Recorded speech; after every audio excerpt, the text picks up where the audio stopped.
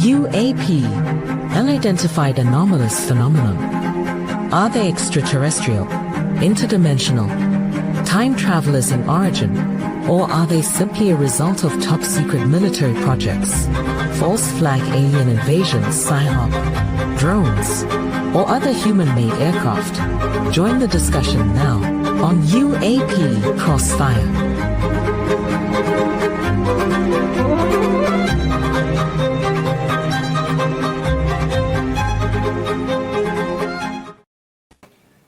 Well, good evening to the greatest audience on the planet.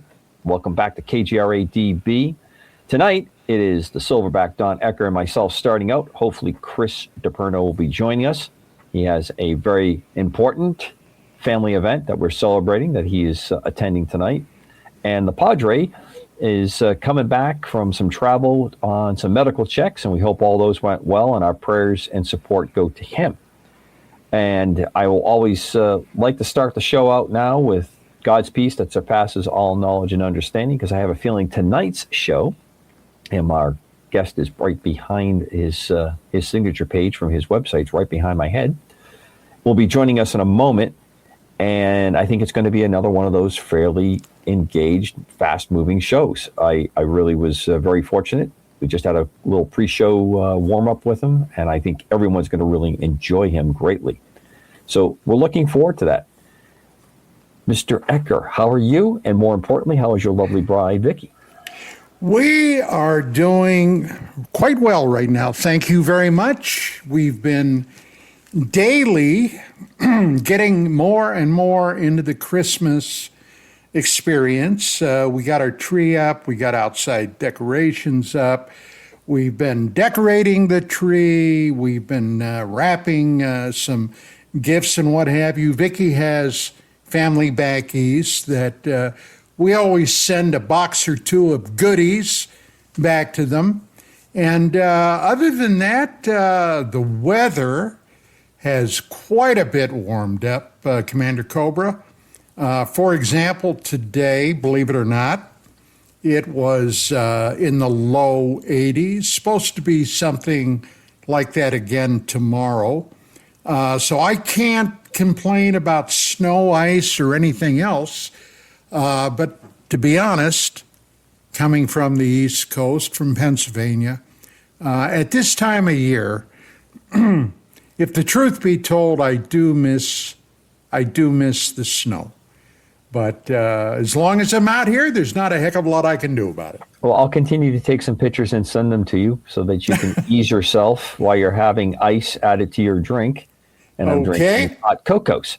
Actually, I obviously love the snow. That's why I came back to this part of the world for the seasons. But when the wind chills... Well, when I got back from Southeast Asia, and I had been, as you know, I'd been injured pretty badly over there. My body chemistry underwent a big change. Transformation, yeah.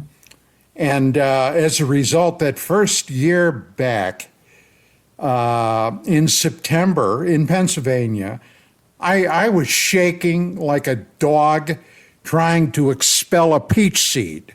So if that gives you any hint, you know what I'm talking about. Well, let's bring our guest on, RM Almonte. Ramon for us tonight is another one of these wonderful people who is willing to put up with a somewhat strange email outreach. And he was my driving companion to work one morning on a Coast to Coast episode. And I really, really, truly enjoyed just listening to him and his exchange and his take. So I actually, Ramon, did a bit of a current avant-garde approach. There's no way I was going to be able to read your books before I got you on the show with things going on. So I AI'd and asked it for some synopsis, and then I went and read some covers that are on there. I'll eventually get through all the books because it really was quite interesting. And if you listen to our opening, you probably understand that why I think you're a really interesting and strong guest, because you've been kind of living life experience, this experience that you understand that this is all connected, that there isn't a school or a discipline for one area. You've kind of have the whole enchilada rolled up very nicely, and you transmit it quite nicely, quite beautifully, in fact, in your books and the way you speak. So welcome to UAP Cross Fire and KGRA Radio and the greatest audience on the planet. Thank you so much. The first thing I have to say is that no matter how much we know, we really don't know anything. And all the information you've gathered over the years, your experiences and stuff can change at the switch of what's the saying? At a flip of a dime. Drop of a hat.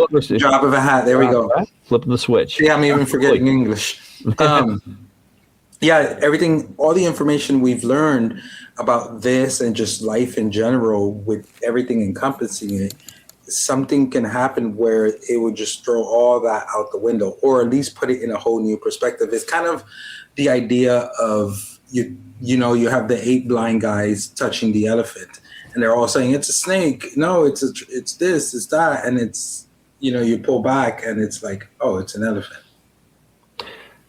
So one of the things you had a call, and you said you're pretty sure you know which call I'm referring to. And after the way you just this very genuine exchange you had with the caller on Coast to Coast, the caller said that he actually knew you, and I believe he was a wrestler. And immediately you were able to call up his name, and you started to talk, and you guys actually had a quick conversation. And George Norrie, being George Norrie, was actually quite, I know that there's a big time limit, like any time when you have calls on the show. But it was such a genuine connection because you didn't know each other well, but you did meet and you had made a connection and you knew that. And I thought it was actually so genuine because it just lent a real credibility to all the other things that you said, all the other things. And we, a lot of us talk about our families. That's what Chris tonight has, a family event, a very important one.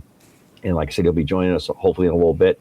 And that really got me thinking, I got to reach out and see if I can grab this guy before the end of the year, because we go into a holiday break here pretty soon. And I wanted to really get the opportunity because you are on a very large book tour and you're going to set a record when you do it.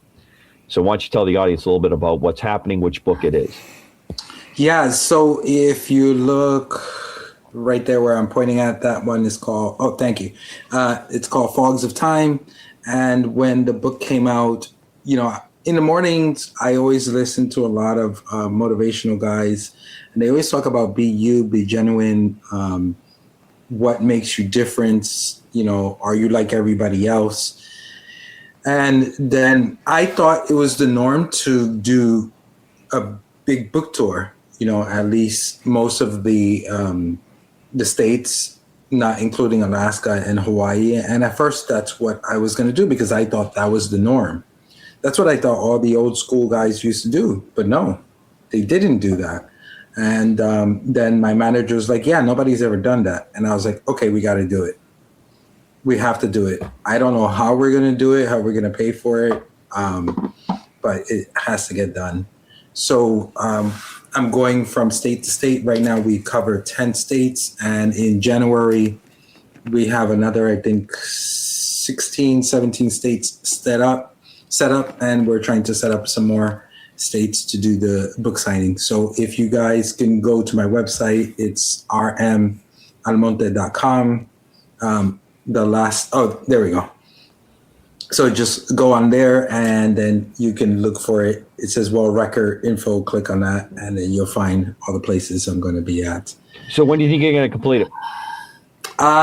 If you can keep to, not the loose plan, but do you think you're going to get it all done in 26? Because the way I think you're moving, I think you will.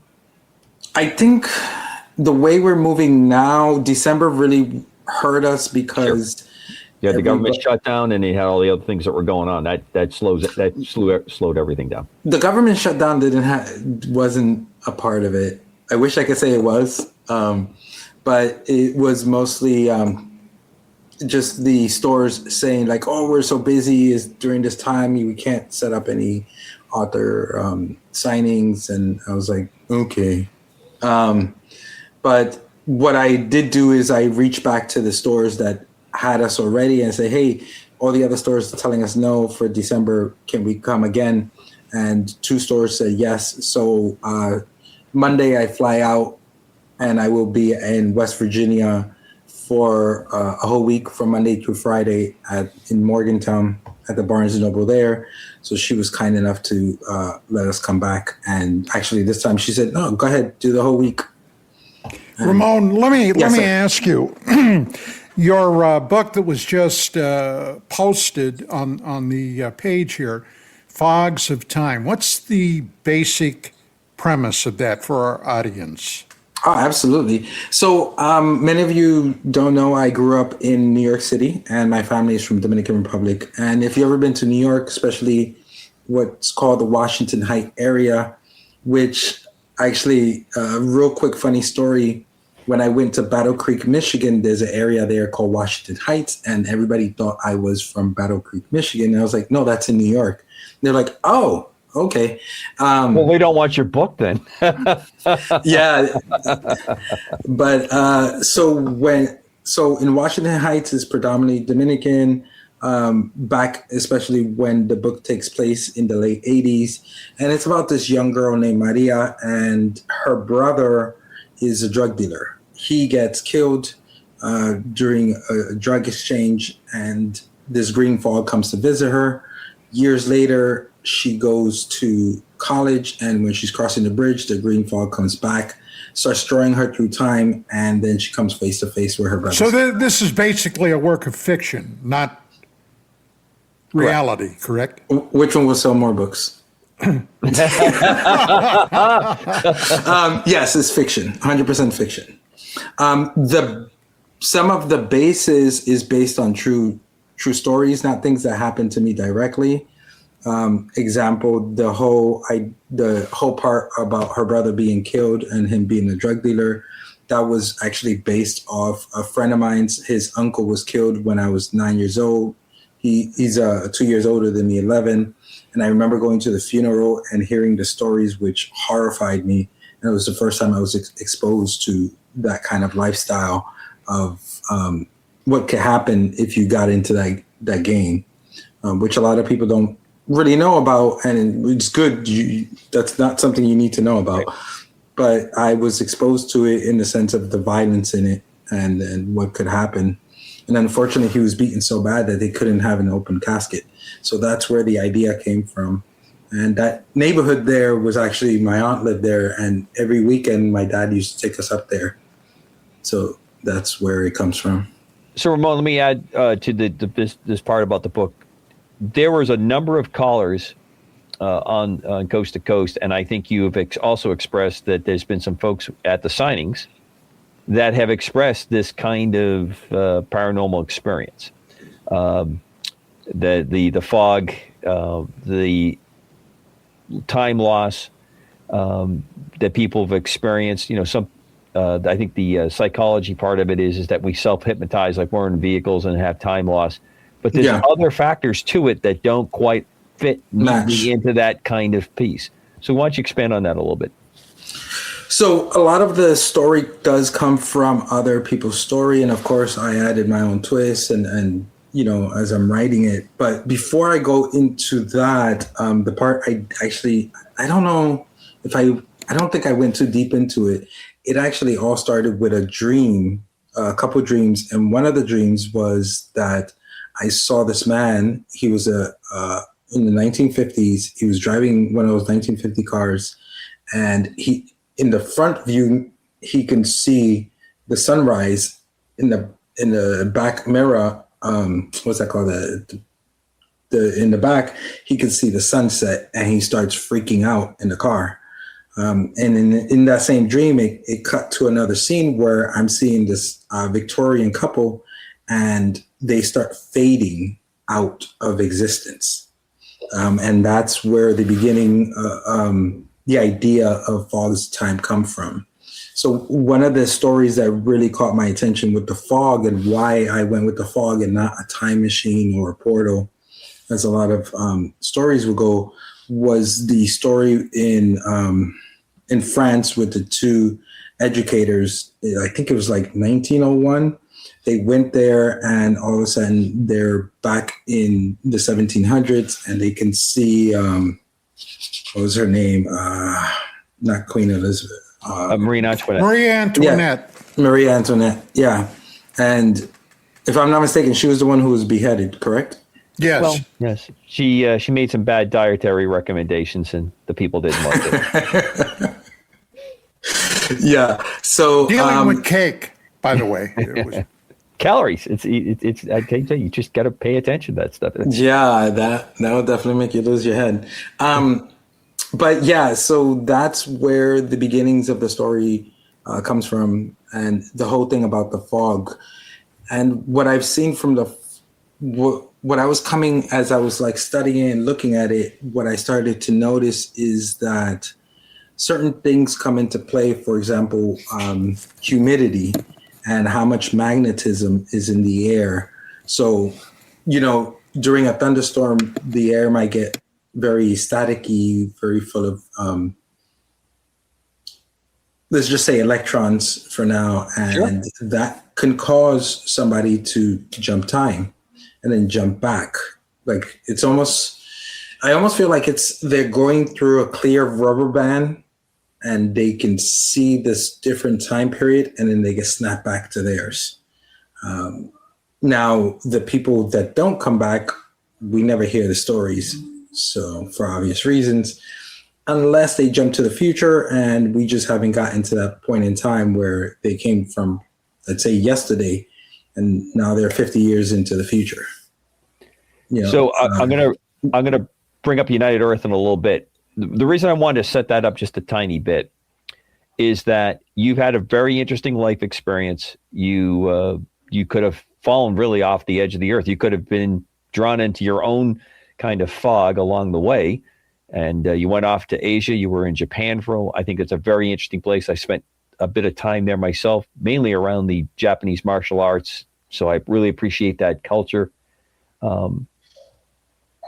I think that your life experiences and the way you put that together gives you a very interesting way that you look at things. You look at things from a slightly different perspective, a different kind of angle on, because you have some pretty interesting conclusions on UAPs, UFOs, paranormal. And in your books, again, I haven't had a chance to go through United Earth, but that series has some very interesting tie-ins to all those areas. One of the things we talk about a lot here, and we're going to ask you a little bit about tonight, is your stance on disclosure and what you think is going on, because Don and I both agree that, or in agreement, that we're probably not going to learn clearly, easily, directly from the government what is there, what is being collected for information and things like that. So one of the things that we have talked about is that all of this is tied together. And I got the impression from listening to you speak, what you've just said tonight, that you are in agreement that we're not just talking about UFOs or cryptids or paranormal.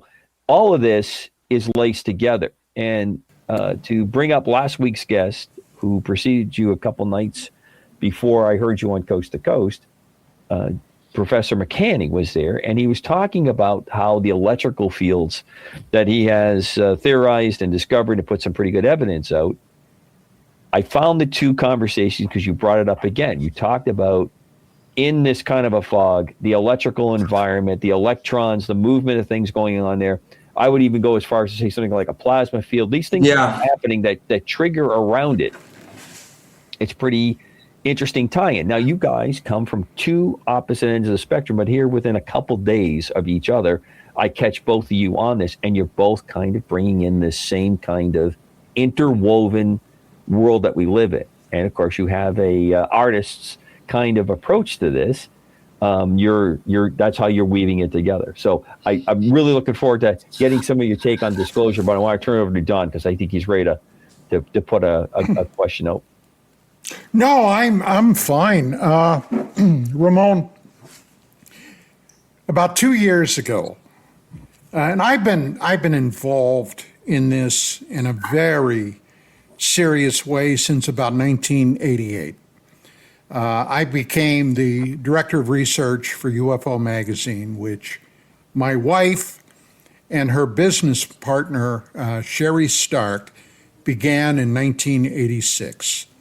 I came on board in 88, And by 89, we were up and running. We did it for over 20 years. I mean, which in that genre, UFO magazine, that was unheard of. No magazine that ever approached that subject lasted more than 3, 4, or even 5 years.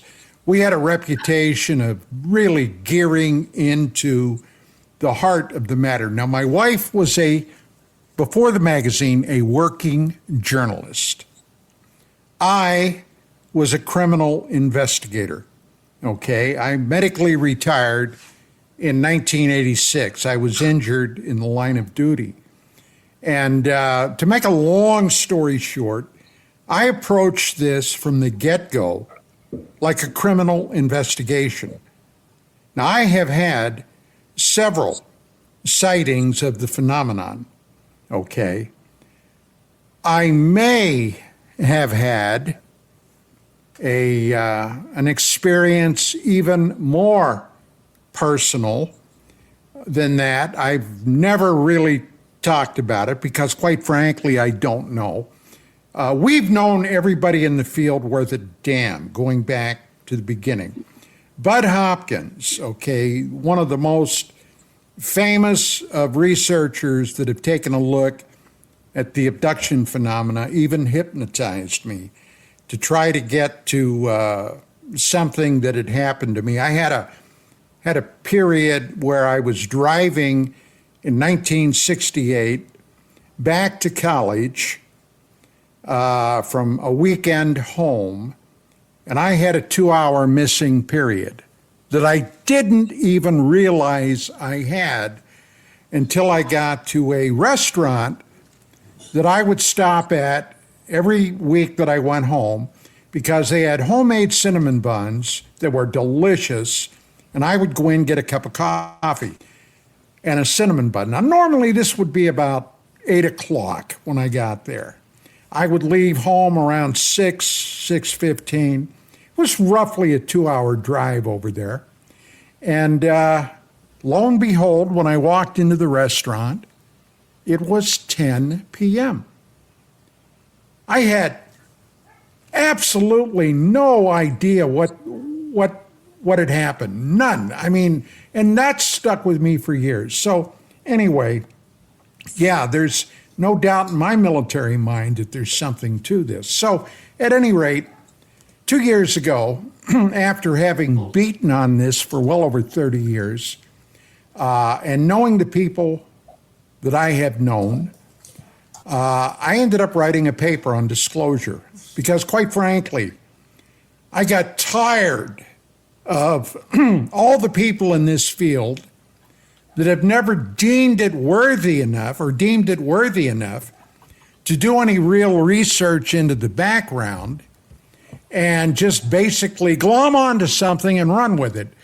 Quite frankly, not knowing where their ass was, even if they had 2 hunting dogs, a search warrant, and a mirror, okay? So, this paper, I've come to the conclusion there is what is known in the IC, the intelligence community, a basic core secret that was probably discovered around the time of Roswell, 1947, whatever happened there, whatever that was. And it is surrounded by what is known as a SAP, a Special Access Program. Now, what that means is, unless you are at the very pinnacle, at the top of the heap, you're never going to have an idea of what is included in that, much less this information being disclosed to the public. And that's been my mainstay from, well, ask Commander Cobra and any of the other people on this show. This is a very troubling thing. Now, the idea that we might run into disclosure, to me, is ludicrous. Because whoever has their thumb on that, now this is my take on it, okay? They'll go to the grave with that. Where do you come down on any of that? I agree 100% with you that they will take it to the grave, but I think we're living in a time where it's beyond them in the sense of, because the thing is, you might block what I see on the internet, you might block what I hear on the radio, or even the books that come out about it. And you can even make it as you're an idiot and a wacko if you even talk about it. But the experiences that we're having as human beings throughout this planet, because if we said, okay, it's just in your area, so something's wrong with you people, but no, it's going on globally, and people are connecting with these different beings on many different levels. Well, for what it's worth, Yeah. I believe that not only are they here, but they are walking among us. Exactly. I have no doubt. Now, what the agenda is, well, my God, who knows? But they are walking among us. And furthermore, I think it's highly conceivable that in many areas, they're working to shape events. Yes. 100% agree, or even stopping events, as we know them going over the missile silos in both Russia, England, and the U.S. And who knows where else? That's just the ones we know of. But I would imagine China these days. Yeah, agreed. And even India and Pakistan as well. I haven't heard any stories out of there, but anybody who has these kind of weapons, they're definitely going to be watching that very, very closely. Now, as far as their agenda, it's kind of, the way I look at it is like, what is Cobra Commander's agenda? What is your agenda? What is my agenda? What is, so every one of these groups are going to have different agendas. Some of them just might be purely scientific and they just are watching. They don't care either way. Other ones have a vested interest for whatever reason.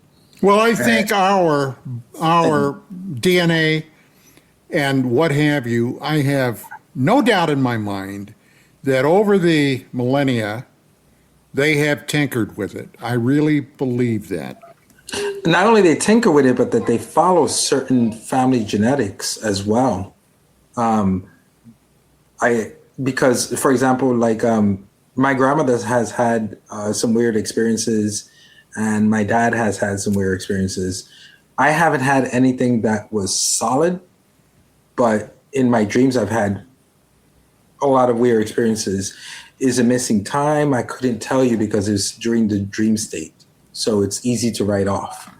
For the exception of one in particular where they were almost showing me like, hey, we're here. But even that was easy to write off. If you want, I could tell you guys about that experience. I didn't talk about it on Coast to Coast. You did not. Go ahead. I mean, love to hear it. So I was living in Japan in an area called Nagareyama, which is not too far from Tokyo, about a 45-minute train ride. And there's everywhere in Japan, they have the little balconies because people dry their clothes out there. Even though they're a first world country, people still prefer to dry their clothes by the air. So I step out there and it's nighttime. I look up at the sky and my eyes, they turn into night vision. Like I saw a screen go over my eyes and I could see this silver ball in the sky. And it looked like daytime from my point of view.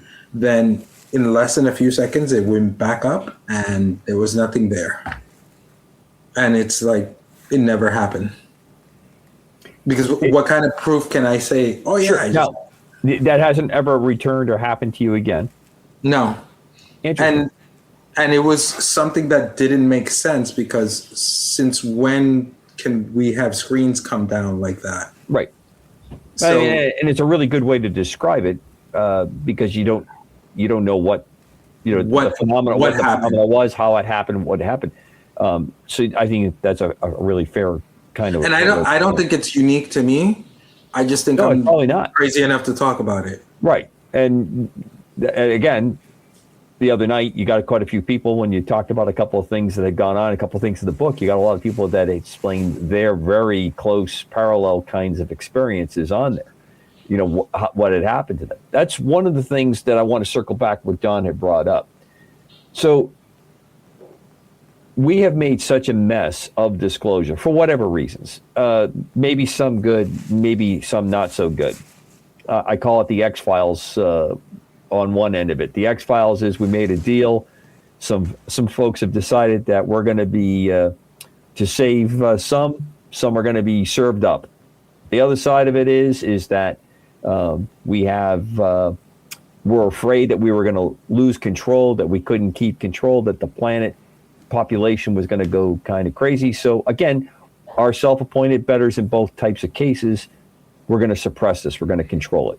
And I agree with you, given the times that we live in now, and this is a really key area that I want to spend, we probably will even drag it a little bit again into the next hour. We have so much information now that it can't be controlled. So the only way that you can wrest any kind of influence on it, I'm trying to choose the words correctly, math major, so it's going to be a little bit difficult with you wordsmith types that know how to bend the phrase real well. Do you just keep loading more and more into it? Do you keep adding more and more diversion into it? Do you keep throwing into the spectrum of radio, television, everything we're doing on social media, our phones? Do you overload it? And now we have this AI thing that's going on that can create almost, you could take your dreams and put information in and can work and manipulate AI to give a really good explanation of what you verbally said, a visual presentation of your dreams. Now, here's the problem that I have. A number of people have, in fact, I was talking with, just before it came on the show, a good friend from KGRA was discussing using AI to give a visual depiction of a UFO experience, UAP experience that he had. Once you do that, and you show that to people, it's sort of like the Schroeder's cat thing. You've changed now the experiment. You have crossed into it, and you have created something you can say that's really, really close, or it's a dead-on comparison of it. But now you have shown something that's not real to depict the real, that characterization, and that's going to change other people who see it and what their perception goes forward. You could do the same thing with what you were talking about, the screen coming down and going up and what you saw there. I think it would be actually pretty cool to have you do something like that and you come through and explain it. But well, now, to give you an analogy, Commander Cobra, go ahead. Anytime they do a historical film or historical project, for example, Band of Brothers, the battle in the Bastogne, okay, that was basically a fictional reenactment of a real event. Right. Now, what's the difference? Well, in one, somebody really died. No. What's the difference between reenacting that World War II event and somebody? Now, I'm not trying to be argumentative, but well, that would be the first time. Ramon's going to have to come by more often. Okay, all right, I'll cop to that. All right. No, but seriously, between an AI reenactment and a film depiction. Okay. If I can answer that, go ahead, jump in. Because I've tried to use, at least with Sora, I've tried to use it to kind of make trailers for my books and stuff like that, and also depict those kind of scenes that will cost me so much money if I wanted to film it. The problem with Sora, with AI that I'm finding now, for example, extremely hilarious. If I wanted to do one where I took a picture of a gray, took a picture of myself with my book, and then I wanted the gray behind me holding my book, and AI turned me into an old white guy. So it did the gray perfectly, but it couldn't do me correctly. And if I take any image and then I want to make a second image, it will change the face of it. Is like, it's not that great. And if you look at it well enough, there's supposedly a new one that's much better. I don't know the name of it off the top of my head, that doesn't do that anymore. But my biggest problem with the whole UFO thing, going back to that, and even, before that, it was CG. Now it's AI and everything is CG AI. I don't care if we brought an extraterrestrial right now and interviewed them for 6 hours. It's still going to be AI and CG. And my question always is, if we're that good to fake something like that, then we should be in Hollywood, don't you think? Or Probably. anybody who can fake, some of these. There's some of them that it's obviously that's fake. Well, who knows what the cutting edge is right now that the IC or the federal government may have access to? That's a whole different. Yeah, but like Project Bluebeam, for example. In 1962, basically the Cuban exiles were going to invade Cuba during the reign of Fidel Castro. The CIA was in it up to their eyebrows. I forget now what the name of the project was. Mockingbird? Operation Mockingbird? Something pigs. The Bay of Pigs, wasn't it? Well, it was the Bay of Pigs, yeah. But the CIA had plans to fake the return of Jesus Christ in the skies over Cuba. Now, what they had to do that, I have no idea. I have no idea what technology they may have been playing. It didn't happen, all right? But it involved Jesus Christ, Mary Magdalene, a whole bunch of stuff. And of course, we all know what happened in the Bay of Pigs. It collapsed. There were World War II surplus aircraft down in, I believe, the Dominican Republic, B-26 Marauders, if I recall, that they were going to fly bombing missions in. Kennedy canceled that, okay? Never happened. As a result, there were other screw-ups, perhaps some sabotage with these guys going in, and they got slaughtered, okay? The Cuban exiles never forgave Kennedy, and they also, if you believe some of the rumors, may have had something to do with his assassination with the CIA. It's hard to say, but this stuff has been going on forever. Now, today, God only knows what technology is available. We don't have it, okay? We may have a taste here, a taste there, AI, but like you were just saying, you were trying to do a specific thing with it, it wouldn't do it. Don't you for a second think they don't have something that will give them exactly what they want. I just want to throw in a quick note that Skywatcher threw into the chat. Operation Northwoods is what you were talking about, Don. That was the name of it.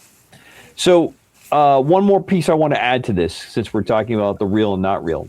Don, you're going to use your NVGs. I've flown a couple thousand hours at night on NVGs. Ramon's experience with his dream state, whatever that was, kind of had an NVG kind of presentation. The interesting thing I always like to bring up with it, you're not seeing directly when you have an NVGs on. There is a collection of light. It activates a phosphorus screen, and you're actually seeing a screen. You're seeing the photons enhanced and in there. You're not able to see through it. It's actually quite amazing when you think about it. It makes you see at night in a way that you can't. Just to be clear, you're talking about the goggles. The goggles over your eyes, or a lot of that type of equipment that uses that, because you have to have this very thin screen. But if you have them on and there's no power, you can't see through them. They're not binoculars with a film in them. That film completely blocks your vision, but you are able to see the real world in a way that you cannot possibly see with the physiology of our eyes. It actually made me dizzy the first time I put them on. Yeah, well, and that's not an uncommon effect. Of course, the very interesting piece of gear, unbelievable safety and tactical prowess that goes with it. But I always like to point that out, that to see more of the real world, you have to separate yourself out from it, and it's kind of a unique angle to it. And I think that is representative to what Don was talking about, that we have had countless experiences along the way that have cut out or taken out reality and given a version of it, and as a possible way to move it. Well, late, but with great pleasure, Ramon, I introduced to Chris DeFerno. He's an Ramon, great panache, I might add. Great panache. How nice was the recital tonight? Oh, you know what? I got to tell you something. It was my granddaughter's first recital, and I sat there, and it was beautiful. I mean, it was in a beautiful church. Everybody, all the children were dressed up. It was just fabulous to see that. And you say to yourself, because we look at this world right now and it's all going to hell. And here's all these beautiful, innocent children singing wonderful, holiday songs. And it just makes you think, why we can't do the same thing. But amen, Chris. Amen. It just gets me that these kids really, I think parents ought to start taking some lessons from their little children about innocence. I'm glad you said the way you did, because I'm gonna kind of, I don't think I'm gonna embarrass, but I'm gonna highlight. Ramon's got a great little boy that he talked a little bit about the other night when I was listening, and I think I'm hearing in the background every now and then. Now I may be catching that now. I keep texting my wife to keep him. Oh no! Bring him on. What the hell? We might need him pretty soon here to fill in for one of us. So let's not be pushing up any talent. But I think you have a really kind of cool, neat connection with your son and that kind of innocence. Oh, he talks about UFOs all the time. And now, where would he get that, Dad? Where would that come from? have no idea, because he doesn't get that from me. Yeah. That's one of the things I was talking about before, where there's this, and I'm starting to feel, because with the families I've talked to where they talk about like, oh, my dad had this weird experience and his mother had this weird experience and her mother. And what I find in those families is that they tend to be very open and talkative about it. Now, will there be families where those things happen and they just don't talk about that, so they're not labeled crazy? That is a possibility. But I also feel that how you look at the world, somehow they're picking that up. Because think about it, if I'm a stranger in your land and I know that you're a very open-minded person, that I can go knock at your door and say, hey, want to learn about your people, that you're not just gonna, tie me up and burn me at the stake, that you're actually gonna sit down and talk to me, then I'll be more likely to go to you than I would to somebody who will do the opposite, So I feel that a lot with these extraterrestrials, that somehow they can monitor consciousness and dreams, and they'll give you little hints in there. Now, is the government doing things? Absolutely. Is there psyops? I mean, there's psyops for everything. You think about it, and they've done it. But I don't concern myself with that, because what's most important for me is what I'm experiencing, what I'm seeing, coming in contact one-on-one. For example, there's a lot of horrible, terrible people that are monsters, but I don't deal with them day to day. And if they do come around, I can feel enough of their energy to steer away from them. And that's the same thing with them out there. Is, I'm dealing with you guys and having a great time. I'm not dealing with no monsters here. Well, you haven't. I don't know. When we get into the drinks, you might change that. So, Chris, while you were off at the recital enjoying the holiday recital, Ramon completely browbeat Silverback and I that he thinks that the government's going to disclose everything and it's coming any day now. No, I did not say that. I think disclosure is going to come from where it always comes from the grassroots. The one part I wanted to say earlier was that what I don't understand from them is, and it doesn't make sense to me, is that if you're out there and you want people to know about it, why don't you have a YouTube channel? Why don't you have a TikTok? Why don't you? I mean, with the technology that you would have, who's going to stop? You mean the ETs? Yeah. Oh, Ramon, it's obvious as the nose on your face. I've seen some people to claim that they're extraterrestrials, but they're working on an agenda that is their agenda, not our agenda, not for our benefit. Hell, they could have stopped the cover But who are you 50 talking years about? ago. But who are you talking about exactly? Which one? The extraterrestrials. Well, Which who one? knows? How many are there? Exactly. How many are there, Ramon? That's my point exactly. And in my paper, you can't throw a whole blanket over them. And I pointed out that there is probably among various groups coming here, and if there's one, I wouldn't be a bit surprised if there's 7, 8, 9 coming here. Hundreds.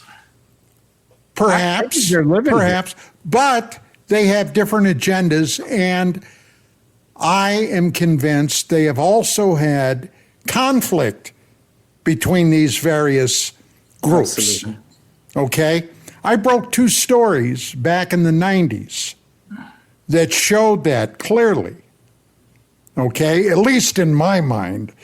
One involved a space shuttle mission, STS-48, where something came up and apparently something was fired at it. Now, whether we did it or somebody else, I don't know. But this craft took evasive maneuvers. And a second one involved a Soviet probe launched in '89, got to Mars, Phobos 2, and it was subsequently, according to Glav Cosmos, their space people rammed and destroyed.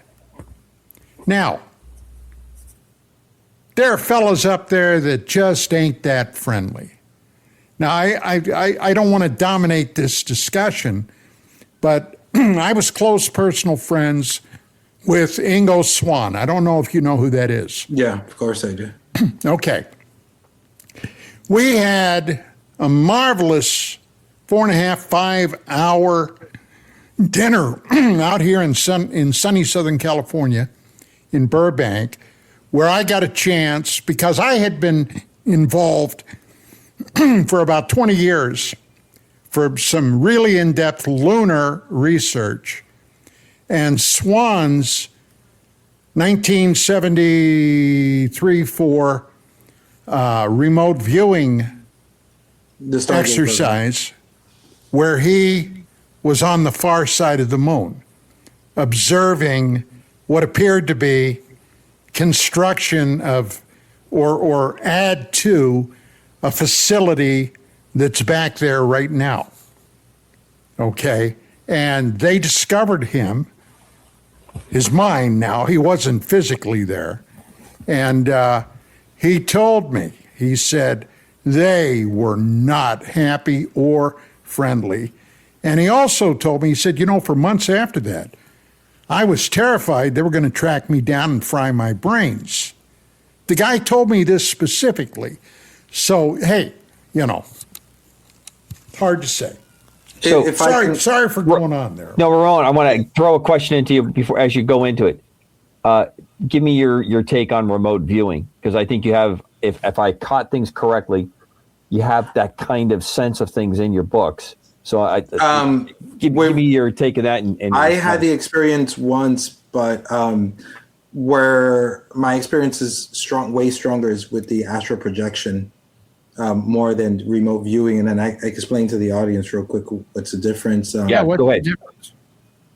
Well, with remote viewing is you go into a strong theta state, and it's basically you're extending your mind out to that place, and you're still very conscious of it. With astral projection, there's, I don't know if you can say the soul or the energetic consciousness comes out and your body is completely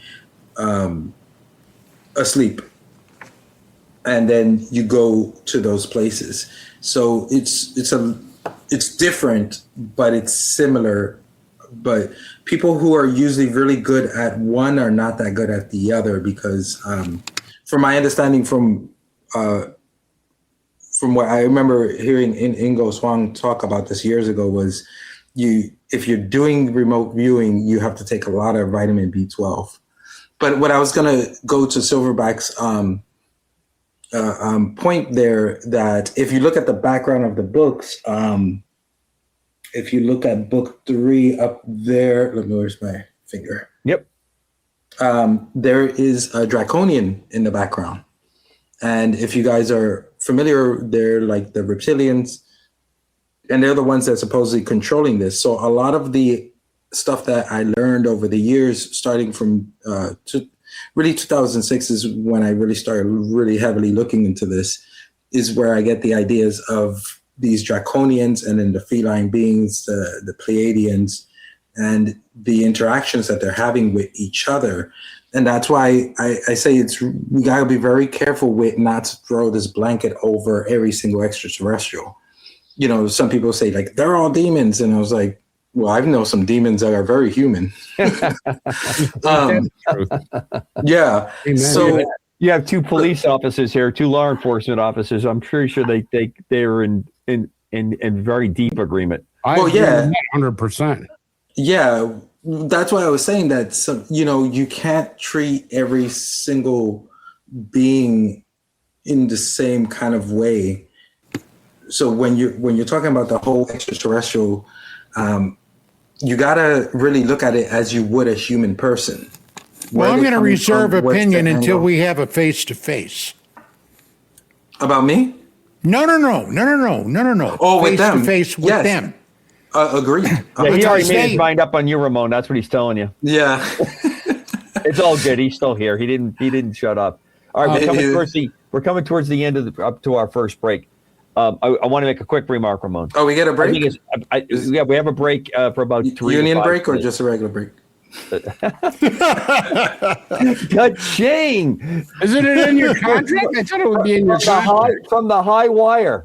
It's that wrestling move again. I'm telling you, now it's all making sense. I wanted to pay you the great compliment that I owe a lot of my interest in all of this to my dad. You know, very strong Roman Catholic family upbringing. But when the 60s UFO craze phenomenon just broke out, he was very into it, picked up all the books, all the magazines, and it was something that was very compatible with it wasn't a threat to our religion. It wasn't a threat to God's existence. It was, something was happening and it was all there. And I think that that's really cool what you were describing about your son, how he's picked up on that. And I think he's really quite fortunate, because I think you have a really cool way of putting it all together and on that. One quick thing on the astral projection and the that you talk about. When you talk about that sleep state of the body and the whole entity that you project out with, I've heard people describe that they feel like they have a cord or a connection back to their body. Like there's like a physical line that is still connecting them back to where their body is at rest. Have you experienced that? I haven't experienced a cord, but I will tell you the huge difference between that and where my experience is the lucid dreaming, and I'll make it real short because I know we're coming up on the hour, is the energetic feeling of it. When you're having a lucid dream, you realize that you're dreaming, you touch things, don't feel right. But when you're having an out-of-body experience, energetically, you're a lot more sensitive to everything around you. And when you come back into your body, the energy is different. I don't know how else to explain it unless you experienced it yourself. Well, I get the part about lucid dreaming when you interact with something and it's not right, and then you have this like moment of confusion. What's going on? Yeah. And usually, if you have a really good dream director, you just get past it. You know, okay, well, that isn't the way it's supposed to be, but we're just going to keep going with this because it's what's happening. So Well, I kind of get that. Sometimes you'll be lucky enough where you'll have a guide that will guide you. Sometimes they'll be visible, and most of the time they won't be visible. And a lot of the times you'll know that they weren't ever human. And I've had situations where they would tell me where they were from. But again, that's in either the dream state or the astral world, which is easily for people to write it off. All right, we got about a minute, so I'm going to throw this in real quickly. Do you think that aliens, extraterrestrials, can do the same kind of astral projection and more and remote viewing and more? I've heard a lot of people talk about, like Silverback was talking about, going on the other side. I don't know how true the story is, and maybe Silverback can talk about it in the next hour, where the CIA kept sending people to remote view, and they were like, hey, stop doing that. And finally they took one of the guys, and I don't know what they did to him, but the guy is supposedly still in a coma. And then after that, supposedly the CIA learned their lesson and stopped sending people. And I've heard of when you go to the government facilities here, they have astral guards. Interesting. That are watching. And if you've ever been hit energetically in that world, it's not pain the way we feel pain, but you won't mess around.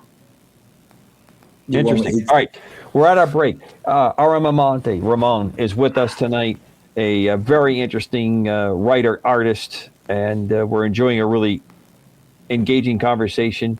UAP Cross Fire will be back on the other side of the hour. We look forward. Hopefully you'll join us. Keep sending your questions into the chat room.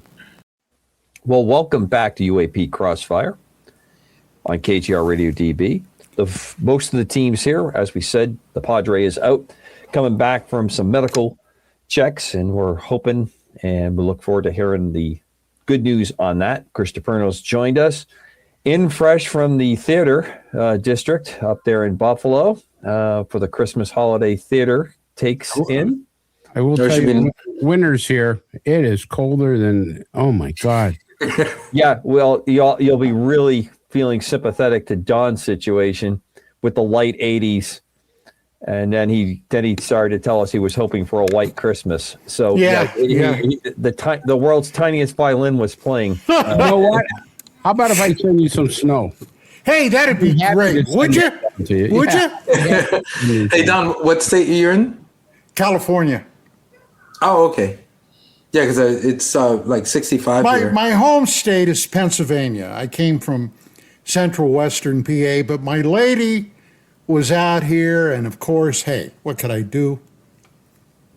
Chris so now you have to suffer.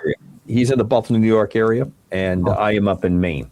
And the Padre is in South Dakota.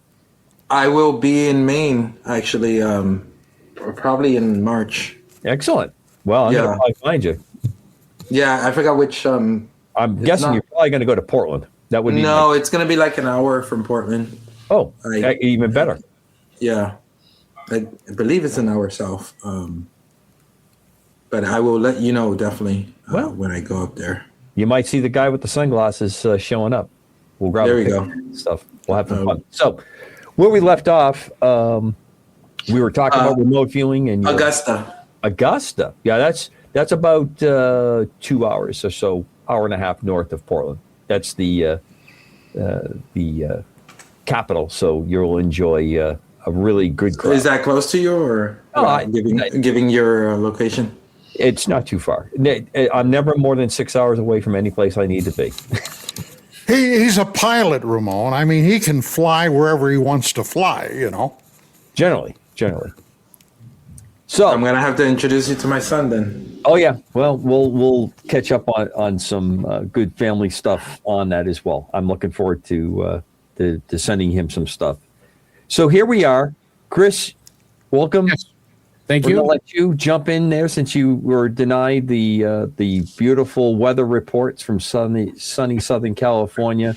Ramon suffering in the 60s there. Yeah, I have to put on socks. Yeah, he's got to put on socks. Yeah. So with these two sweeties, I want to turn it over to you. Jump in a little bit here, please. Ramon, first of all, thank you for coming on the show. I'm sorry I was a little late. Having my first granddaughter's recital and stuff. That's more important. That's more important than this. Yeah, I will, but this is important too because you first started. It is, but then they grow up. Yeah, and then their head spins around and they talk in a different language, exactly. And they don't want and they hate you. Yeah, well, I went through all that. I don't have to worry about that now because I can just give them back to the parents. Say, it's your problem now. Yeah, you were a problem when you were young, and God's getting back at you right now because I asked him to and stuff. So that's the good thing about being a grandparent. You can go, see ya, I'm going back home. Anyways, I'd like to start out with this disclosure thing because that's really something I think people are expecting disclosure. And Don brought up a good point about, the different species, which one and stuff. And, last week we had a guest on the show that really kind of shocked us right at the end. I think Commander was absolutely shocked when, we were talking about extraterrestrials being here on this earth. And I asked him, I said, do you think they're here now? And 2 hours we tried to grill him and he wouldn't really talk about it. Then all of a sudden, right at the last 5 minutes, he opens up and says, well, yeah, I was in an elevator with one, pretty much is what he said. The eyes started flickering different ways, like a reptilian. Wow. Yeah, and stuff. So I'm going to ask you the same question. I mean, you've done a lot of research on this, and this is something that some people are actually saying, that they're among us right now. They're living with us. They're inhabited on this planet. What is your thoughts about that? I think they've always been on this planet. And if you think about it, let's look at it from a human point of view, right? We learn about some tribe that we discover in, let's say, Brazil.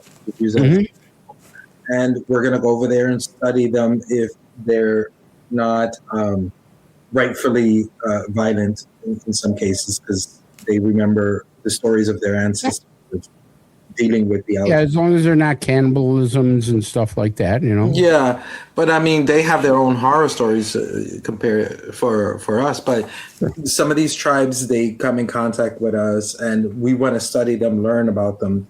It's the same kind of thing where they're coming here for a bunch of different reasons. Maybe they want to take minerals. Maybe they want to do experiments on us. Maybe they just are anthropologists and want to learn. So I think every idea that you have that the reason why they're coming here, I think all of that comes into play, depending what group you're talking about. But here's and even within that group, even within that species, which group they're dealing with. But here's the difference, Ramon, and that you brought up a good point. But the difference is when we go to study a new culture, we make ourselves known. We're not hiding it, behind. Not always. Not always. Well, not always. I mean, and it also depends. It also depends why we're going there. Are we going there to steal the land because maybe we found gold there? Okay. Or, Because I mean, some of these native people have stories of companies throwing arsenic, flying over, throwing arsenic over them, and then that's why they don't want to deal with the outside world because they feel like everything on the outside, especially people who are not indigenous like them, there's some of them even have horror stories about what they think you'll do to them if you take them. Sure. So you have the whole. And I agree with what you said, but here's the thing that I'm looking at this as with extraterrestrials. If they're living among us, if they're living here, people have said, oh, I've had encounters with aliens and they're so wonderful. They want to bring us to the next level. They want to do this. They've had a lot of time. They haven't done squat. I mean, if you think about it, they haven't helped us with pollution. They haven't helped us, with energy. They haven't helped us stopping wars. and things of that nature. And if we're going to learn from them, they need to make themselves known to us and start teaching us. And that has not happened. Don't you agree with that? Yeah, they haven't come fully out, and it's what I was saying earlier about why is my frustration where, okay, if you really want us to know about you, why aren't you doing a TikTok? Why don't you have a YouTube channel? You know, because especially nowadays, it's way easier than compared to 20 years ago. And that is very frustrating for me. And there are some people on TikTok that claim that they are. Most of them are doing channelings, which I think some of them might be onto something, but some of them are not. You know, you don't know what exactly you're channeling. Right. I believe that extraterrestrials are here, but I believe that they're not and we got to go species by species because we just don't know. But I truly believe that some of them are here and could give a damn about us. They say, but yet, if you follow that along, Chris, they could give a damn about us. They still do a pretty good act of staying cloaked, of not being obvious. Well, the thing is, almost like there was an agreement. Let me give you the case in point. That's kind of a human case. We have the continent of Antarctica. It has incredible mineral riches. It has a lot of things. We have the countries of the world, or most of the countries of the world, have agreed that no one will ever claim the continent. There's a couple countries that do, from South America, that lay some claims to parts of it. You had, during World War II, the Nazis tried to claim it. They overflew the Project High Jump. So you have this continent, and we have sites on there. But now we're starting to get to a point with technology that it was easy to sign that agreement that said, we're not going to destroy the environment there. We're not going to damage it. We're going to only go there for research and scientific. We're not going to have a military presence, all those kind of things after High Jump and a bunch of the other things that occurred. My point is, you start to see that slip a little bit more as technology comes along that says, well, now we're starting to reach the point we can get to those resources, that we can do some of that stuff. Now do we get into a physical kind of conflict trying to get this part over? Was it an agreement? Did everybody meet behind the rings of Saturn and said, and I mean that in a humorous way, not in a sarcastic way, okay, the third planet, here's the deal. Here's the rules. Here's how we're playing. Kind of the Predator model kind of thing that goes on. There's some really strange things going on in Antarctica because my daughter was part of a research team. She actually went there. And I mean, when she was in college, she got picked for a research team, went to Antarctica. She goes, Dad, it's not like people would think. There's a lot of snow. There's a lot of things. But if you travel certain areas, it's 70 degrees. No, that's that. I got pictures. I need to talk to your daughter. I've been there 3 times. I tell you, she took pictures of it. They hiked up to a certain area, and they had to shed their winter stuff. Now I'm not saying every area is like that, but there are areas that are there's no snow. Well, I heard about that. I've never been to Antarctica. By the way, I would love to be able to go there. Probably never will, but 10 grand and you can go.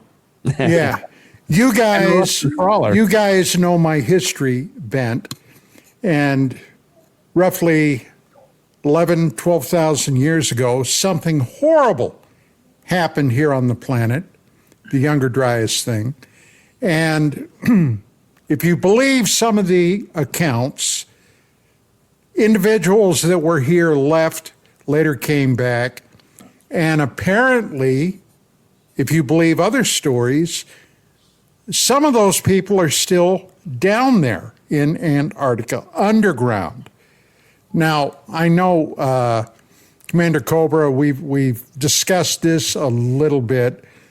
I don't know if you give credence to that, but there are definitely areas in Antarctica that nobody is allowed to approach. For what reason, I have no idea.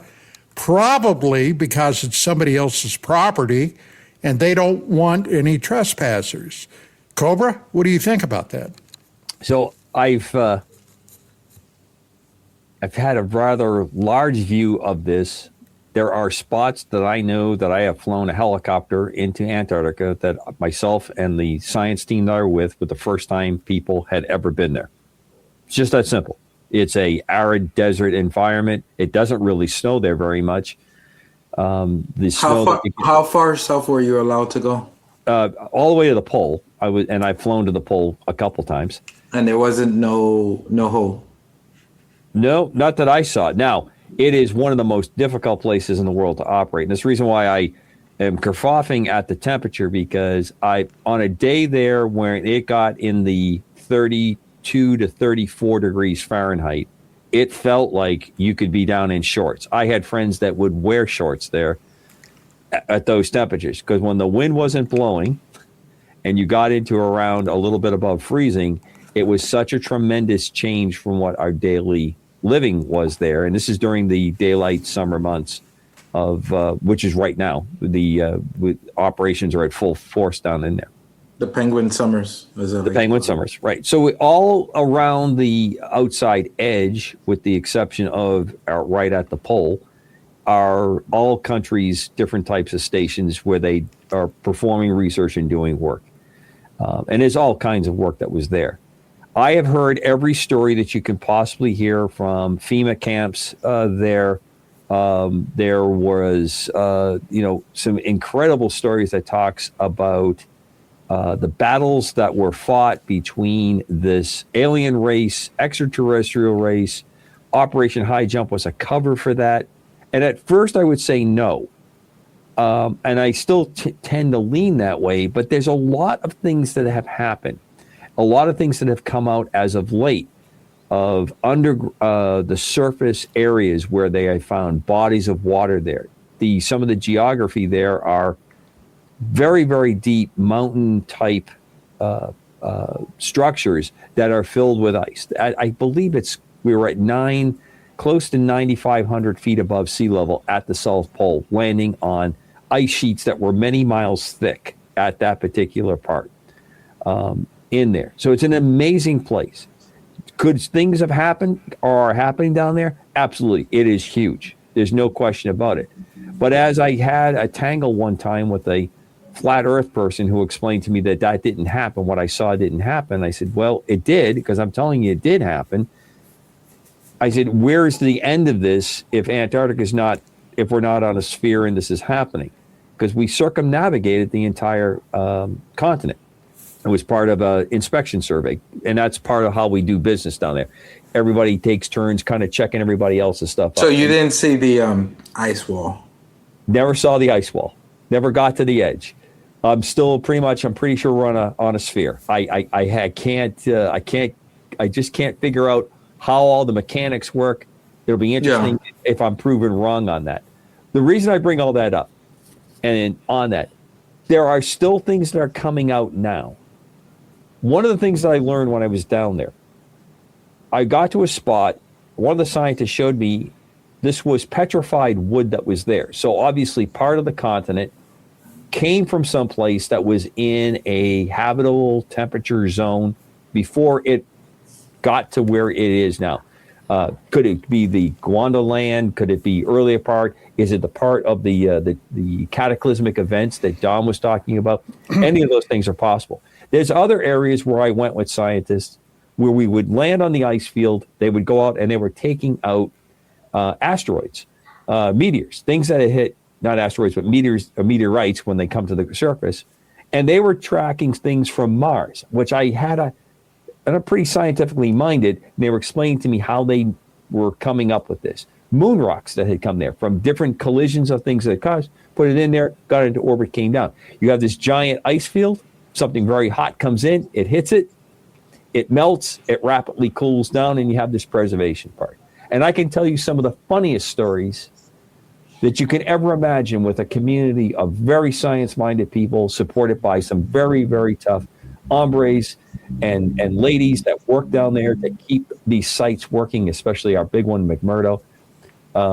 Someday, probably off air, Ramon, you and I will talk. I will tell you about the Fish Boy thing that went on. It's a complete spoof. It was a complete joke that we played on one of the members of my military team that I was down there with, but he was convinced that we were doing human fish hybridization in Antarctica. Oh man, I'm gonna see it. I'm gonna see that on the YouTube later. Alcohol was involved. It always is. So, What? absolutely gorgeous place. Do I think there's a possibility of anything happening down there? Yes, absolutely. Absolutely. It's just so vast. It is so unbelievable. But the amount of energy, the amount of physical energy that it takes to operate and survive down there is unbelievable. So it would have to be a very, very advanced society that is operating and living it. We tried in the 60s up in Greenland. They had built underground, under ice bases in there. In fact, some of it's starting to be found and seen again. They're even talking about trying to put a nuclear reactor in there to have that, because it was the Cold War generating, to have that ability to work in that part of the world. They even had, I believe, attempts to put in kind of nuke-powered kind of capabilities onto the continent itself. I don't think it went very far. I think they only went as far as having it with ships. The icebreakers, the Russians run a series of nuclear-powered icebreakers, very powerful, which is really handy because they're very clean. As long as everything's operating properly, they have lots of power and they don't have to burn fuel and do that. And Antarctica's operation requires everything that goes in, as much trash as possible has to be taken out. So you're constantly building up your reserves to get through for the next season. And then when the season opens up, you're taking out the trash and you're bringing in the stuff to prepare for the next season. It's very, very interesting. I did similar type of work up in the Arctic as well, and in Alaska. In Alaska, this time of year, they're up there building the ice highway. Right now, pretty much around the clock, they are laying down fresh water and putting roads to all, in Prudhoe Bay, Dead Horse, Alaska. They're putting out all the ice roads so they can get to all the different sites where they're pumping oil. Because in the summer, that doesn't exist. It's very marshy. Everything is almost helicopter movement to those spots. So now all the stuff that's being hauled in and hauled out for getting ready for the summer operations. Again, places that were working in temperatures that are averaging minus 10, minus 20 degrees in operations, and there's no daylight, or very, very little daylight when you get up to that latitude for this time of year. The opposite down there. Amazing places. If we do have alien extraterrestrial visitors there, they're very sophisticated in how they're running their op there. And I'd never heard much about activity down there in that area, and I've always been keen to listen to it. Yeah. In Australia, plenty in New Zealand. Well, one of the things I was going to bring up, because you were asking earlier about disclosure, I wonder how much the whole idea of, like the Star Trek idea of the Prime Directive. Yeah, it's a Prime Directive. And In my books, I have something similar like that, where they can't really just come down and just interact with people and stuff like that. And I always wonder with the whole ancient alien thing, because of course we looked at whatever that was as gods. So, and I think the most recent time that happened was during World War II in Papua New Guinea, where they looked at the U.S. military as gods and the planes. And until recently, there were still those indigenous tribes who were actually making statues, wooden statues out of those planes. Yeah, well, as you said, they wanted them to come back. They liked the things that they got from them, that they were there, and they would make leaf and wood branch structures to look like airplanes along the old runways to try to, to convince them that to come down and land again. Yeah. So, I think it's a very dramatic model. That Coca-Cola. Coca-Cola, yeah. I'm sure that we'll have to get Coca-Cola to be one of the advertisers for the show. Nestle. But Staying on the topic of, because I mean, the whole topic of disclosure is very dear to me. I mean, hence why I write about this kind of stuff. And in the beginning of it, it was something that I was trying to do where I was trying to bring disclosure in the books, bring disclosure to the planet. And it ended up being that let's just take everybody off planet because it's too complicated. So in the books, the humans end up breaking kind of away from our civilization and creating their own kind of thing on a planet called New Lemuria. So, and I'm speaking directly. All 7 fictional. billion of us? No. A very tiny group of 500 to 1,000 people. And I'm speaking completely fictional here. So I think, and a little kidding, a little jest, I think I'd be willing to sign up for that sometimes when I look around what's going on. Yeah, except you'll be caught up in a war Right.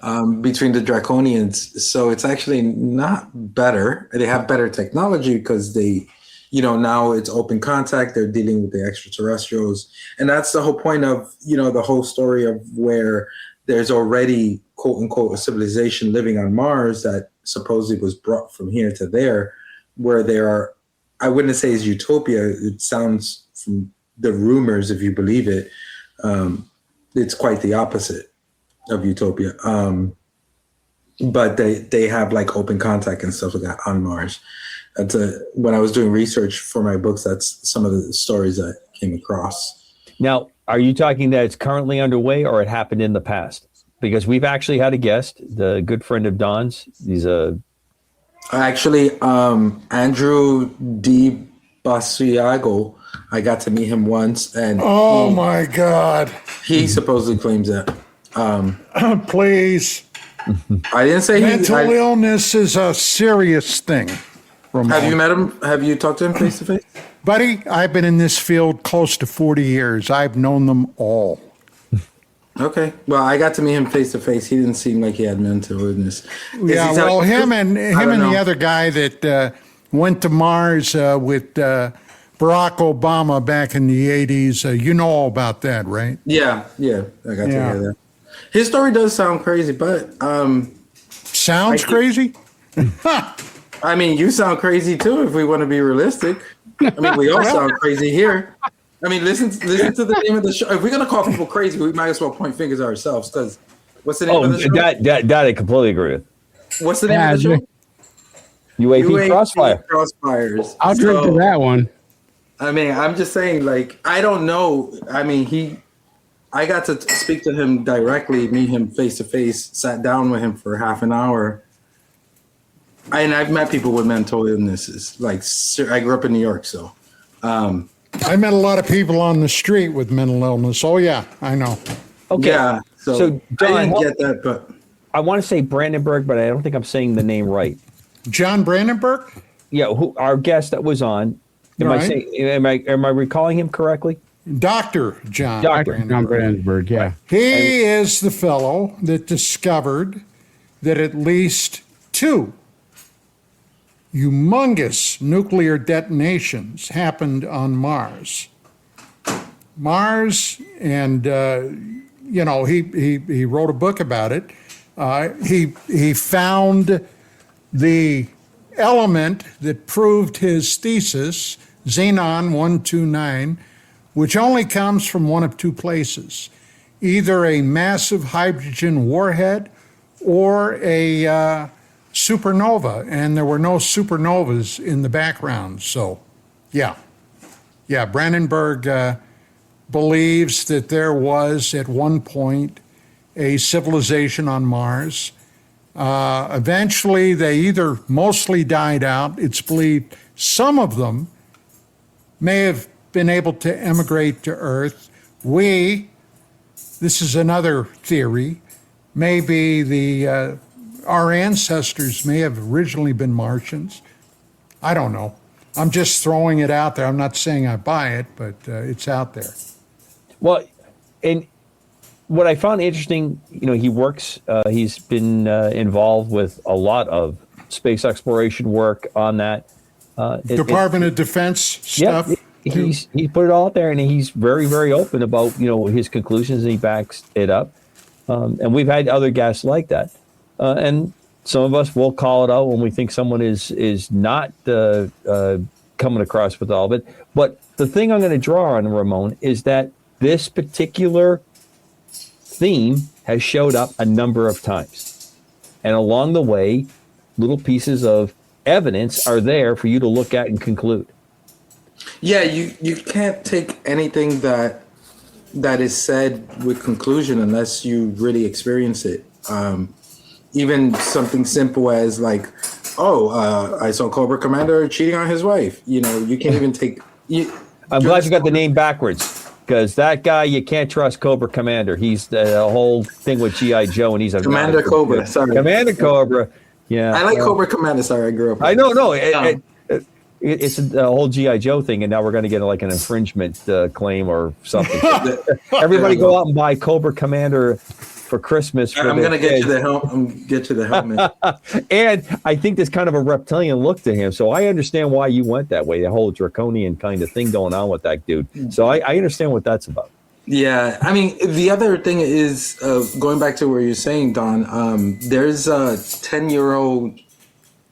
At the time when he made the video, I think he was like 10 or 12, that he supposedly remember his past life, and he talked about all those things, the war and the explosion and them escaping to Earth and stuff. You're talking about Good? No. This was a young kid, not Corey Good. Is a very young kid. I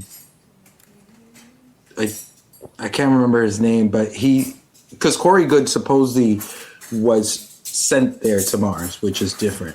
And he was forced in a court of law to admit it was all crap. Yeah, you but know about that, right? I'm not talking about Corey Good. We're not talking about Okay. Corey. We're talking about somebody's past life experience, which is completely different. So let's delve into that a little bit, because I'm curious to get your take on it. Well, when you got a young kid, like let's say around, I think when he started talking about, he was like 7 or 8 years old. He has to be an adult now. Yeah, sure. So he was talking about, I don't know how many thousand. You're not talking about Andrew Basiago, right? No. I'm talking about a kid. These are old people. You're talking about old men. I'm talking about a young kid. No, I'm asking. I'm not talking about them. I'm asking. Yeah, I know how much you like those guys. I'm gonna give them your number and make sure they call you. So what I'm driving at is, Ramon, I'm not one that tends to believe in incarnation. I don't dismiss it, because I'm one that, although I follow Christianity, I never want to put on any kind of condition on what is capable, that God's capable of doing. That's kind of my clause as I approach this. The book Soul Survivor, you may be familiar with it.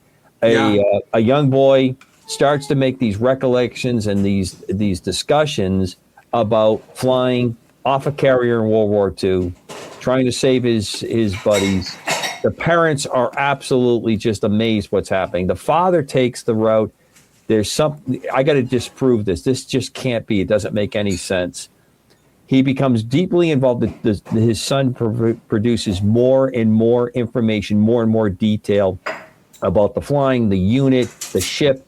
He actually tracks the unit down, and it really appears that this boy, for some period of time, shared the soul of this aviator that died in World War II, and somehow melded with this young boy. Didn't he sink to the bottom of the sea? Right. His plane crashed. He died.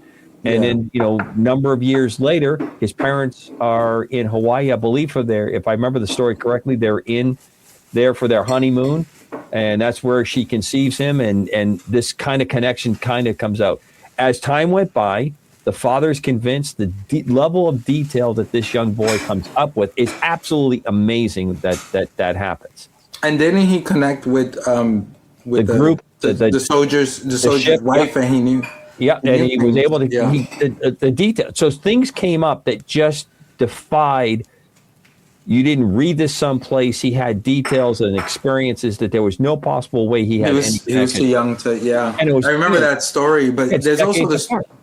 There's also the stories of people that have gone to jail because young kids are describing the murder of another person. They know where the body's at, and they know how the person was murdered, with what weapon, and they're way too young to be able to have any connection to it. To have had any kind of firsthand. They weren't even born yet when it happened. Exactly.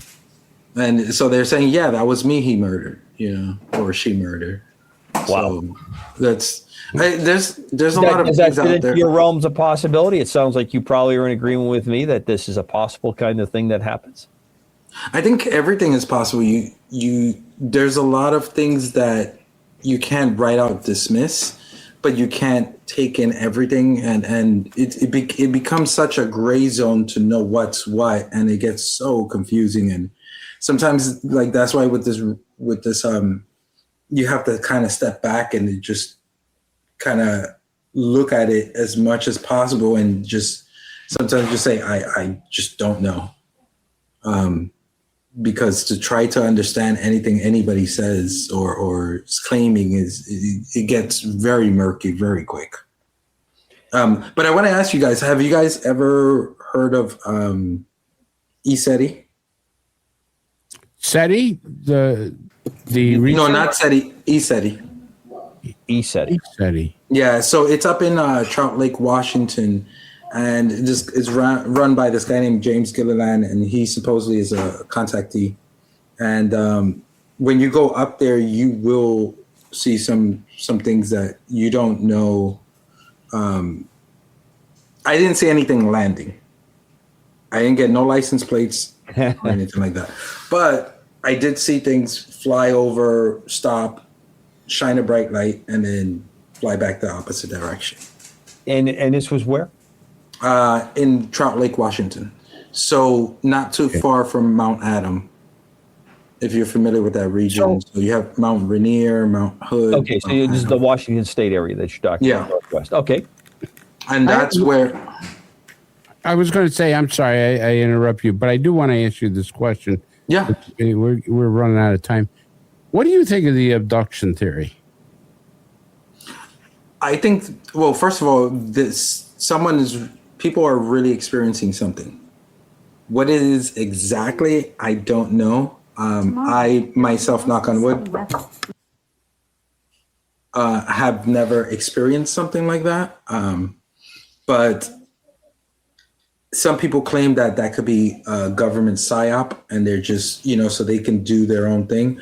Other people say that, it is. In my books, I put it as a real thing, and that people were getting abducted and stuff like that, and how the group is actually kind of fighting against the Zeti Reticuli. Do you believe that there are abductions that are actually happening? Absolutely, because if you talk to a deer or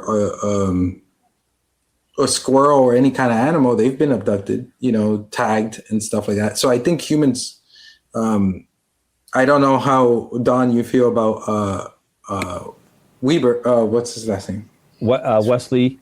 No. Is it Wesley? No. I got a couple of squirrels in the backyard. I'll try to ask him something. But yeah. No, I'm thinking he's up by your area in New York. I want to say Weber, but I'm not pronouncing it right. Something like that. I'm not pronouncing it right either. He's actually the guy who was the first one, the whole probing thing. He was the first one to come out with it. Whitley Strieber. Whitley Strieber, right. Communion. Yeah. He wrote a book called Communion. Yes. Communion was his book. So, he supposedly has a tag in the back of his ears, and a lot of people have claimed that. I think it would make complete sense for them to do something like that, because how else, if they were tracking your family and tracking your personal DNA, how else would you follow this family? Like we follow families of whales all the time. Mm-hmm. Oh yeah, we tag mammal species all the time. It wouldn't surprise me that they would. Well, we had Travis Walton on the show. I've met Travis I think he had a legitimate experience. There's nothing that he talked about that I could say, well, this is just doesn't make sense.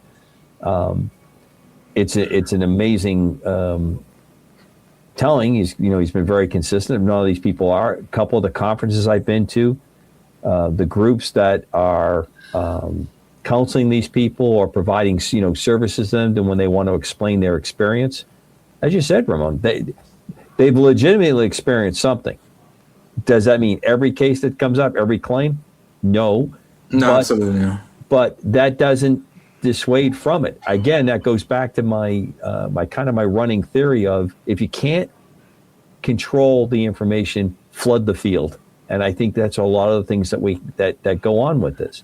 You have people and the media that we live in now that are flooding the field. One of my questions I always put out: here we are, we're all walking around with a handheld device that allows us to connect on the planet, right? We can even do movies, short movies on our phone and send it out. There are people that are doing full movie productions with nothing but iPhones and Google phones.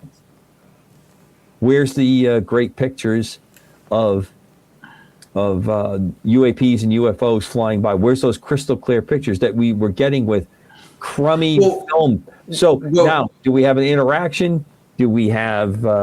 It's just that they've caught on to this, and they're not allowing us to see it the same way. Lots of areas. Go ahead. I didn't mean to cut you off. No, I was going to say that I don't care what footage you catch; it's still going to be fake. Explain that. So, if you notice, for example, there's that one in Las Vegas where the kids supposedly were out there in the front yard, and there was an extraterrestrial. And out. Yep. We actually had a little bit on the show about that. Oh yeah. So there's that, and there's, especially in South America, you'll see people are way more open. There's a lot of footage out there, but the thing is that none of the footage, even like I said earlier today, if I brought one on the show right now, everybody would say it was fake. So I don't think there's any evidence that we could bring out that would convince anybody. Unless the United States says, unless they say that, everything is going to be fake. So that leads to Do you understand what I'm saying? Yeah, I do. And it goes back to what I was saying before about we've got to this point that we doubt everything because reality has been so manipulated by our ability to, well, as we said, you can take your dreams, you can go to AI, you can create a film of that, then you can correct colors and images, you can import things, you can put things in, get the right skin colors and things like that, as we were talking about before. So yeah, I completely understand that. Not only take it this last piece, it's come up maybe 4 or 5 times this year that we have been foretold by a number of people, Von Braun is one of the more famous ones, that we're going to have a false flag alien invasion scenario that's going to be used as the means to force world governments to collapse, to conform into the only way we can save ourselves, and it's not going to be real. What's your thoughts on that? When I was overseas, I spoke to some people that seemed like they could be CIA, but they would never say it. Just their behaviors and stuff like that. But there's false flags on everything, and we just, like you were saying, it gets so murked up, you don't know what's left or right, or even center. You think you're looking at the center and it's really the right, and you think you're looking at the right, it's really the left. So I believe that is a possibility. That is a very high possibility. Do you think we probably won't know till 100 years later? Well, all right, that's a fair point. Do you think, though, we're at the point now that we're suspicious of it enough that we would, a large number of people would still have a critical thinking kind of analysis of it? To me, that's what's really become the shakiest part of where we are right now as a global civilization. We I think we don't critically analyze things enough. If somebody says do this, we do it, and we don't think, well, wait a minute. If I take this or if I do this, will it have harm? Will it have harm to the environment? What does it mean long term? We don't even want to take that. We just, okay, right now we're living in the moment in a way that's really kind of strange. You spent a lot of time in Japan. I don't think there's probably a greater group of people who really live in the moment, but they're connected to everything else around it. We're not doing that anymore. No. We're off into a spot, and we don't even think about possible consequences or responsibilities for it. We just go into it, and then look at the mess that we have to clean up now, that we have to fix up now. Yeah. One thing I've noticed about just Western society in general is the extreme skepticism. How we're so over skeptical on things that I'll give you an example. I was talking to this American guy in Japan, and I'm telling him like, oh, kangaroos, they'll choke each other out in a fight. He's like, oh, that's BS. And I'm like showing him the videos, like, there you go. And he just stood quiet. And I'm just like, why are you being so over skeptical over something like that? I didn't say aliens were choking each other. Well, that he believed. That's the approach that you have to start with. Well, we do live on a flat Earth. Come on. Thank you very much. And I have a full head of hair. Wow. This is getting interesting. Yeah, it's just the optical illusions. Oh, no, what's my favorite one? It's the swamp gas. That's why you don't see the hair. But piggybacking on what Commander said, they have tried, and I agree with you, they have done so many false flag black swans operations. I mean, you go back years, they have done all kinds of operations where you won't know, and we still don't know, And even when we do know, we still teach the other one. But Project Bluebeam, which has been put out to the public, where they think they can do a hologram of, either aliens or Christ or Jesus, to bring about a central government. Now, this isn't theory, because if you look at some of the stuff that they're doing, I mean, they're trying to make all currency digital. Now, how successful they're going to be with that, some countries are doing it, some countries are not. For instance, China is doing it. They have a digital currency. They done it. Yeah. So you're looking at that. You're looking at a huge amount of cameras that are being put up all over the world to monitor people. And yet, what in some respects, and I go back to China too, that they can control your movements and control what you can buy and everything by simply shutting off your accounts if you want to buy stuff and things of that nature. And this is something that the United States has toyed with in certain respects. I'm not saying they're doing it. I'm not saying they're going to do it. But they have toyed with the idea of making a digital currency, controlling bank accounts. I'll give you an example, Canada. So to me, I mean, the only reason we haven't seen a Project Bluebeam is because there's so much content out there showing that it's phony, telling people that it's phony. I mean, you go on the internet, you look up Project Bluebeam, there's a half a dozen people on it and all kinds of places say, oh, yeah, this is going to be a government conspiracy. Yeah. And a conspiracy doesn't work if it's too well known. I mean, people will always question it. But the question always then it becomes a double-edged sword, because is that idea of Project Bluebeam the psyops? Well, yeah, is the false flag a false flag? The false flag, right. Exactly. That leads to it. And I mean, this is the level of craziness that you get into when you're not even sure. Now, I'm going to ask you to frame it this way. You talked about in some of the dream states and some of the things that you experienced, you knew when you touched something in your lucid dreaming that it didn't match the known tactile feel or the conditions that you had expected. And as I told you, when I have those kinds of dreams, I have a really good dream producer that says, just go along with it. It's okay. We'll get the algorithm better the next time we dream this kind of thing. We'll make it better the next time we get into this kind of part of it. Are we putting ourselves in that kind of a loop? Is all the things that, because I want to bring it back to the disclosure piece, is that what we're up against in the disclosure? We've had congressional hearings. We've had these people come out. Ramon, we were flabbergasted. We talked about it at least for a couple months. One of the witnesses that was in front of Congress pretty calmly stated that people had been killed, that had been murdered, that had been taken out Suicide in this part. And nothing happened. There wasn't even like a blip. There wasn't even like no one standing up, no gavel hit.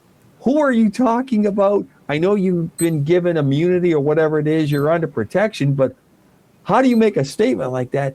And it never even seemed to cause a ripple. Nope. Somebody threw a rock in the pond and nothing happened on the water. That's amazing to me. Yeah. Your thoughts, your reaction to that. Where are you on that? Well, I think I have said this several times where I just feel that at this point where we're at, we're so, what's the word I'm looking for? Numb?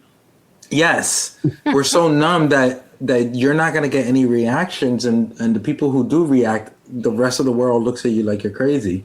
Do you think that that's on purpose? That this numbness, this numbing is on purpose? Absolutely. Absolutely. But I think... Well, Chris DiPerno and I have both been involved in homicide investigations.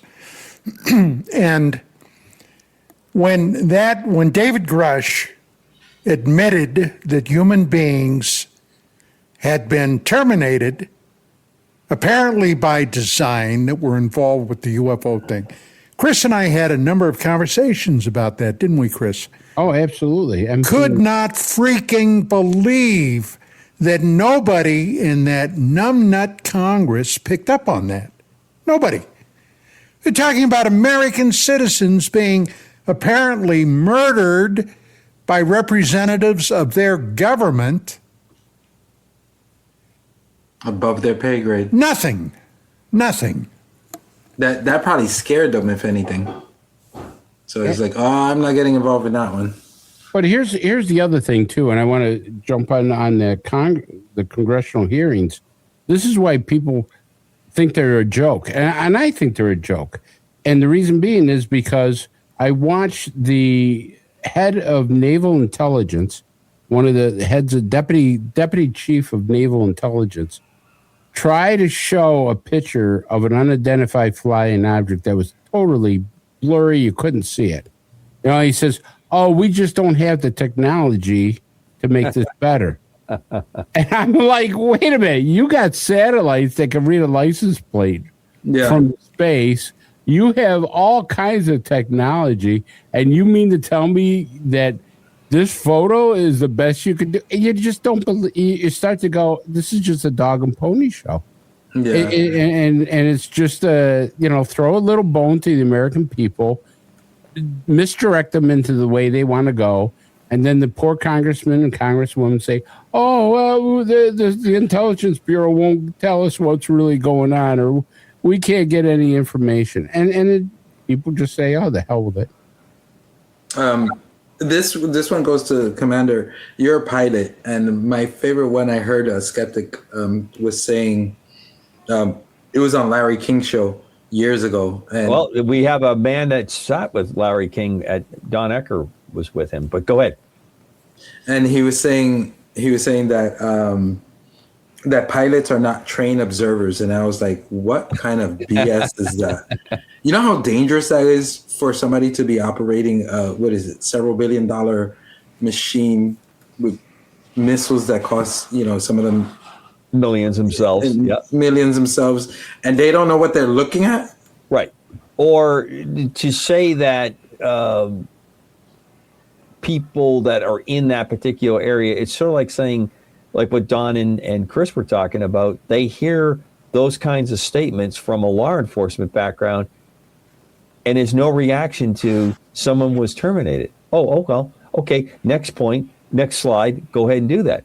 So, of course, those are, I never had a chance to talk to you before the show, Ramon. and really enjoying tonight's show. Thank you again. And thank you, everyone. We're approaching towards the end, but everything that I had seen up into probably about 4 or 5 years ago, I found out was something that we were flying, some kind of technology that we were using. Now, could it have possibly been reverse engineered, advancements? That I couldn't tell you. But things that we saw, things that were going on were either black programs or programs that were under a lot of cloak of cover. The stuff when I was much younger, the F-117 was coming out, and there were so many technological challenges when that plane was flying, and the military knew that they had to do a really good job to protect its capabilities while they were checking and testing it. So they had very traditional airplanes that showed up on radar. One would fly in front, one would fly in back, and the 117 would be in the middle of it. And they painted them black, and they would actually leave them on the ramp where they could be seen. And, people that were really, just hunting for the clues and the information were taking pictures of them. And they were able to successfully run that. And it was a very successful program because it allowed us to maintain a very lengthy lead. And when Desert Storm came, it was one of the reasons that we were able to do the kinds of things that were done. And I know it sounds counterintuitive, but we actually saved lives because we were able to precisely go after the targets that we went after. And the aircraft were not easily seen. They were not easily picked up on radar. So I look at all those events that go around that. I've had one that did not fit the physics. The way it worked, the way the light bent was very much like you talked about when you were up at the Lake Washington site and you saw this thing, it stopped and it went. Mine was a very quick stop and a very quick, hard bend away. In my mind, that means we have gone to other power sources, other capabilities, or it wasn't ours. It wasn't from this planet, or it wasn't from our civilization technology. If we have construction by ETs on the planet, got to throw that in there to the middle of it. Yeah. So I think that they're there. But when people make those remarks, people aren't trained to make that. You don't need to be trained to describe what you saw. You can ask a child, what did you see? Child's not trained. In fact, they're usually the best people because they have no preconceived. They're just going to tell you what they saw. They're going to explain it. They can say, no, it looked more this way, it looked that way. So those kinds of defaming statements are there because I think people want to try to set the conversation at a certain spot and a certain level and then operate from that spot. And one thing I kept seeing was when they would show, like, they're talking about, lights that are doing this and bending, boom. And then they have the astronomer look at it and you see a slow moving. Oh, that's a satellite. That's not what we were talking about. Right. That's a big one I saw in the news consistently. But I've spoken to several military people and Don, you probably know this too as well, that whatever whatever we know, there's 3 generations ahead of that. Anything you see flying today, probably you should tack another 30 to 50 years of technology on it. Yeah. And I've heard that same statement that Don made. I've heard it said over and over again. I think the reason by guys as young as Don. We're right up against the end of the show, so I want to jump in and say, Ramon, thank you so much. I really thank you for appreciate having me here. And your business manager grabbing the call, jumping on. Everybody, please check his website out, grab the books, and if you get anywhere close to where he's doing this, be part of the historic 50-state book tour. And I'm excited, and I will travel to find you. We'll keep in touch. We'll grab a call, hopefully, too. I know you're a very busy man. And I want to do something with your young lad. Fogs of Time is coming out. It's a new book, new series. Thank you again, Ramon. Thank you, Ramon. Thank you guys for having me here. It's wonderful. Happy holidays, Merry Christmas, Feliz Navidad. Likewise, and have a great night, everyone. And thank you for letting me come on. Appreciate it. You got it. Greatest audience in the planet. See us next week. Last big show before the Christmas break. Woohoo!